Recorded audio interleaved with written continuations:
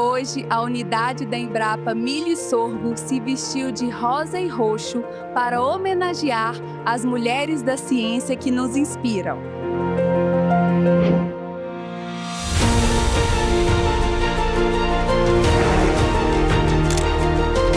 Participando de um evento fantástico, de mulheres que inspiram também na ciência, bem emocionante, com autoridades, Prêmio Nobel da Agricultura aqui com a gente, tantas mulheres importantes que ajudam a construir ciência brasileira, pesquisa, inovação, mas também elas constroem e inspiram novas gerações e cuidam das avós, das filhas, das amigas e colegas de trabalho. Emocionante estar aqui, é um sucesso. Queria dizer que eu fico muito feliz de participar, de ter o reconhecimento das mulheres de diferentes nichos, que a gente tenha mulheres nos espaços de decisão. Mulheres apoiando mulheres criam algo muito poderoso. Uma rede de coragem e muita transformação.